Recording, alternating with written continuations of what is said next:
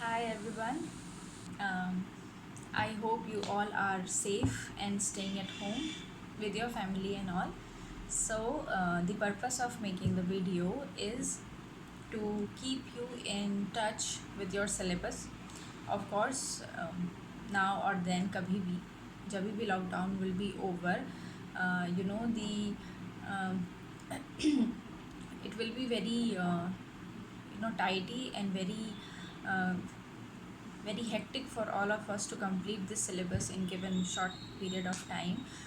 Maybe ऐसा भी हो सकता है they give if the lockdown is extended furthermore या जो भी कुछ हो रहा है, क्योंकि इन उड़ीसा में तो the news is like 17th June तक there will be no classes and all. So चाहे मेरे बोलने का मतलब है, चाहे कुछ भी हो, चाहे लॉकडाउन हो, चाहे तुम्हारी क्लासेस हो, चाहे नहीं हो, this is a paper which is a core paper for your entire 3-year course. So I don't want you to miss it in any case. So the idea of the video is to give you the important topics or important proofs or important definitions right away. And since I don't have any technical support with me, it's just my phone and me and my book, everything. So जितना भी मैं बोलूँगी या जितना भी मैं कोशिश करी, I have this A4 size of papers, A4 papers, उस पर लिख करके आई विल ट्राई कि तुम लोगों को प्रूफ भी बता सकूँ. जितना बोलूँगी उतना नोट करो अपनी नोटबुक में and please revise daily. And you all have book 1 और 2 books with you real analysis के लिए. So please refer that book. If you have any doubt feel free to ask whether in couples के जैसे Kapil's fashion. तो मुझे voice message भेज सकते हो, वीडियो कॉल कर सकते हो और पूछ सकते हो. बट वीडियो कॉल करने से पहले please do ask whether I am free और नॉट. अगर कुछ डाउट है तो मेरे जैसे एक वीडियो बना करके ग्रुप में भेज दो कि मैम ये डाउट है, यहाँ पर बताओ. ठीक है.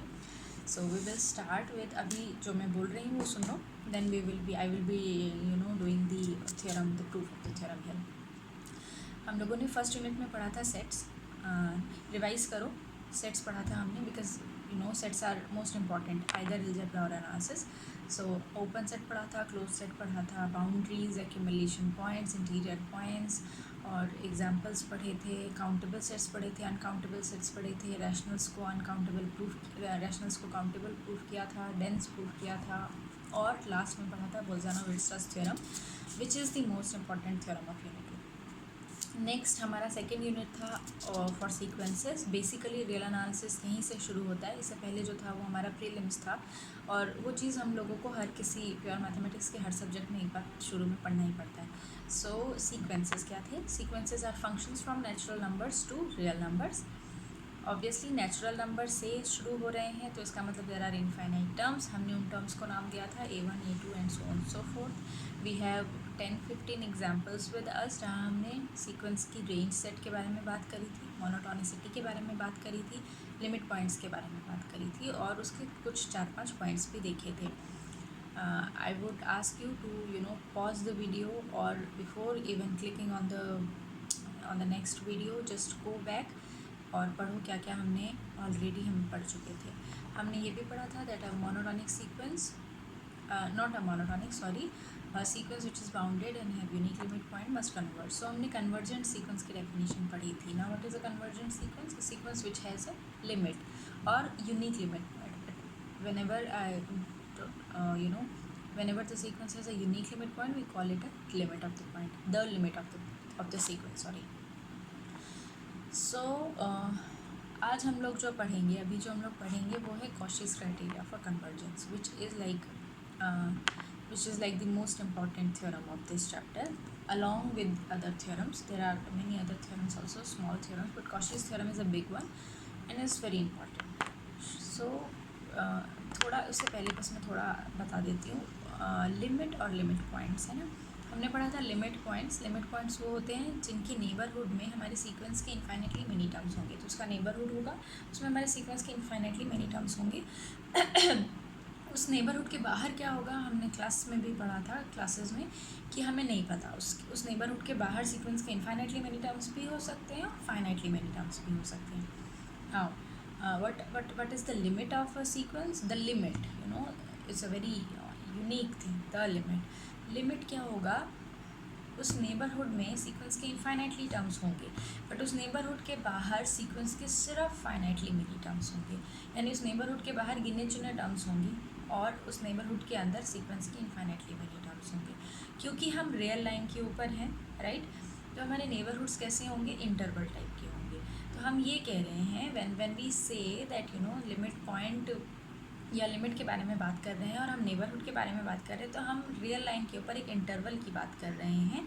उस पॉइंट के अराउंड दी एप्सिलॉन और the delta neighbourhood of that point, जहाँ पर क्या हो रहा है, सीक्वेंस के बहुत सारे टर्म्स आते जा रहे हैं. इसीलिए उस पॉइंट को हम एक्यूमुलेशन पॉइंट भी कहते हैं. अब एक सीक्वेंस के पास एक लिमिट पॉइंट भी हो सकता है, 2 लिमिट पॉइंट भी हो सकते हैं और इनफाइनाइटली मेनी लिमिट पॉइंट्स भी हो सकते हैं, जैसे हमने एग्जांपल्स में देखा था, है ना. लेकिन अगर उस सीक्वेंस के पास एक ही लिमिट पॉइंट है, यानी एक ही ऐसा पॉइंट है जिसके छोटे से छोटे नेबरहुड को भी कंसिडर करोगे अगर तुम, तो उसमें बहुत सारे एलिमेंट्स आ गए हैं सीक्वेंस के, तो उसको हम कहते थे लिमिट. कॉशी जो बता रहे हैं, हम प्रूफ नेक्स्ट वीडियो में करेंगे. कॉशी जो बता रहे हैं वो ये बता रहे हैं कि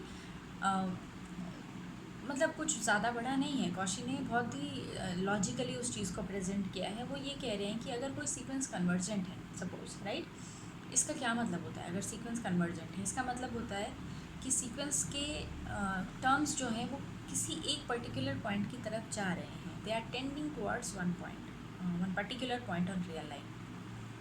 तो वो कह रहे हैं देखो तुम क्या करो, ये जो सीक्वेंस हैं इनके कुछ फाइनाइट टर्म्स को तो छोड़ दो, है ना. फर्स्ट m टर्म्स को तुम हटा दो, m स्मॉल m टर्म्स, तो a m तक के टर्म्स के बारे में तुम चिंता करने की ज़रूरत नहीं है. But as soon as you start with the member a m plus 1 and a m plus 2 and a m plus 3 and so on so forth, the distance between these 2 points will be very small. So this is what Cauchy thinks, right? Yeah.